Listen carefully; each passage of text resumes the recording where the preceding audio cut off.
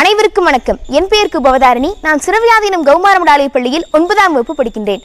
வண்ணச்சிறுவரின் பார்வையில் செந்தமிழ் முருகனின் தோற்றப்புலிவி என்ற இந்த உரை சிறுவியாதீனம் கௌமாரமடாலயமும் தஞ்சை தமிழ் பல்கலைக்கழகமும் இணைந்து நடத்திய முருக இலக்கிய மாநாட்டின் ஆய்வு நூலை சார்ந்து அமைகிறது.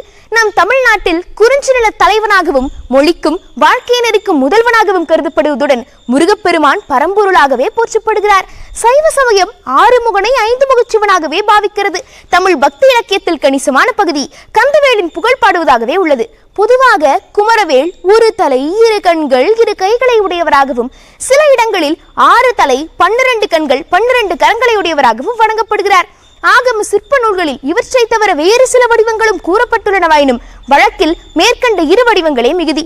திருமுறைகள் முதல் இன்று வரை இந்த ஆறுமுக வடிவமே 12 கண்களை உடையதாக பெரும்பான்மையாக கூறப்பட்டுள்ளது. 12 கண்ணுடைய பிள்ளை தோன்றும் என்று தேவாரத்திலும், முழுமதி அன்ன 6 முகங்களும் 3 விழிகளின் அருளும் என்று கச்சியப்ப சிவாச்சாரியர் அருளிய கந்தபுராணத்திலும், தன்னழி தரும் ஒரு 12 விழிபையில் சண்முக அழகிய பெருமாளே என்று திருப்புகளிலும், காணாயோ 12 கண்கள் கொண்டோ என்று திருவருட்பாவிலும் கூறப்பட்டுள்ளது.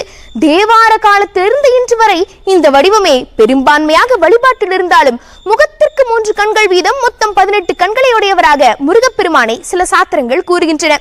முருகவேலின் வழிபாட்டு முறைகளை கூறும் குமாரதந்திரம் என்னும் வடமொழி நூல் கந்தனின் பல வடிவங்களில் ஒன்றாகிய சிகிவாகனர் என்னும் விக்கிரக அமைப்பை 6 முகங்களும் முகங்கள் தோறும் 3 கண்களும் கேடகம், கட்கம், சூலம், அபயம், தீவில், சக்கரம், பாசம், குக்குடம், அங்குசம், வரதம் இவற்றை ஏந்திய 12 கைகளும் உடையவர்.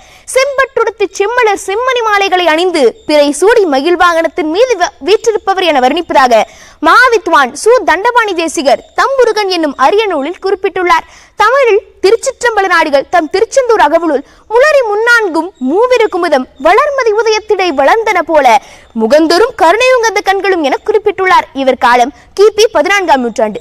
கௌமாரம் என்னும் புதிய மெய்யியல் கோட்பாட்டோடு கூடிய வழிபாட்டு முறையை வகுத்தருளியுள்ளவர் முருகதாஸ் அடிகள் எனவும் வழங்கப்படும் வண்ணச்சிறுவம் தண்டபாணி சுவாமிகள் ஆவார். இவர் காலம் 1839 முதல் 1898 வரை. இச்சுவாமிகள் முருகக் கடவுளை முழுமுதற் கடவுளாக கொண்டு ஒரு கௌமாரர். இவர் கந்தவேலி பற்றி பல்லாயிரம் இசையுட்களை இயற்றியுள்ளார். அவை தோத்திரம், சிற்றிலக்கியம், புராணம், சாத்திரம் என பல வடிவங்களுள் உள்ளன.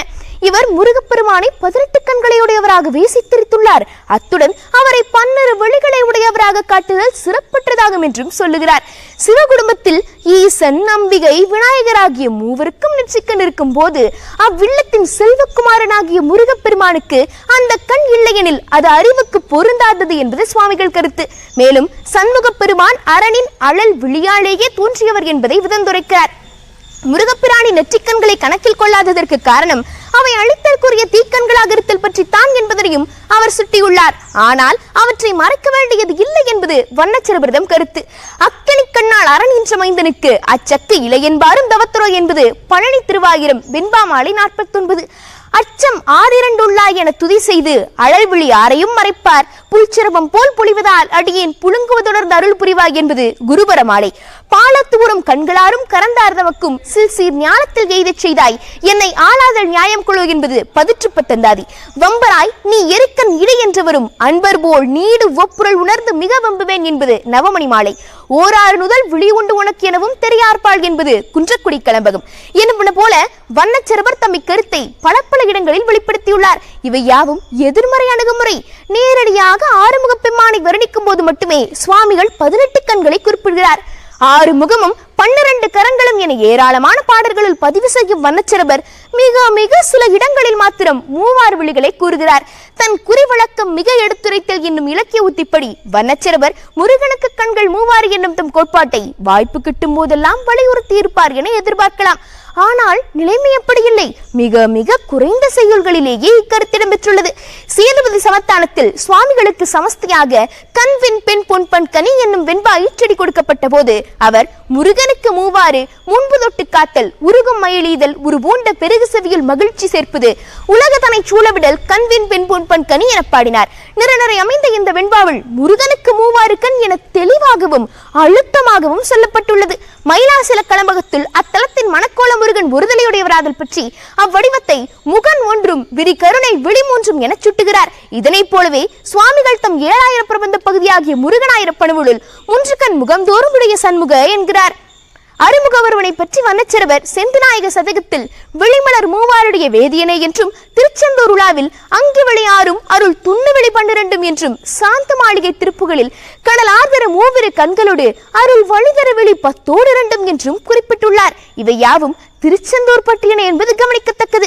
இவ்வாறே சண்முகநாத பெருமான் எழுந்தருளியுள்ள குன்றக்குடியை போற்றும் போது கனல்வெளி இளங்கும் குளம் ஓராருடை குறவனை மண்டலம் 3 மலர்வழி வனப்பும் மண்ணும் மா முகங்களாரும் மலர் விழித்தொகை மூவாரும் பொழிதரும் கருணை விழிகள் ஈராரும் பொறி உமிழ் கண்கள் ஓராரும் என 18 கண்களை விதந்துரைக்கிறார்.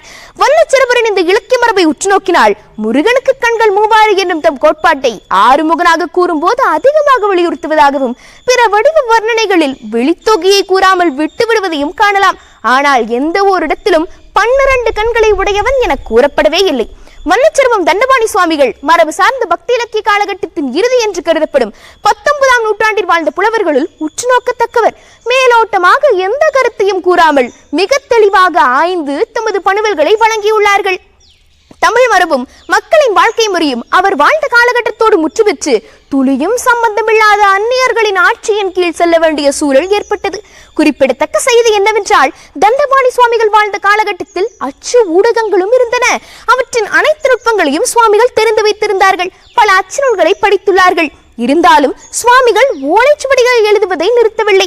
இதை உற்று நோக்கும் போது தமது சமூகத்திற்கான அறிவு சார்ந்த மரபு தொடர்ச்சியை சுவாமிகள் தொடர்ந்து தக்க வைத்துக் கொண்டார்கள் என்பது சுவையான தகவல்.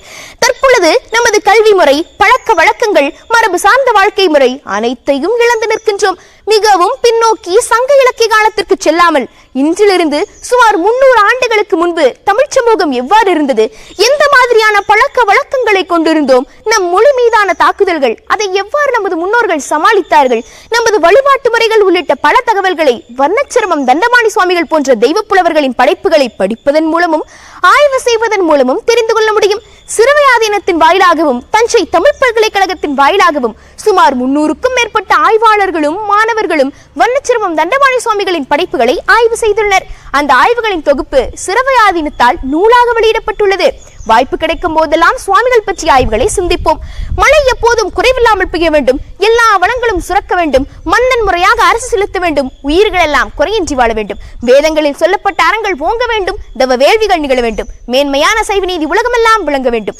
நான் படிப்பது 11 மேல்நிலை பள்ளியாக இருந்தாலும் தேடி படித்து தெளிவடைங்கள் என்று எப்பொழுதும் ஊக்கப்படுத்திக் கொண்டே இருக்கும் சிறுவையாதீன குருமகா சன்னிதானங்களின் திருவடிகளை பணிகின்றேன்.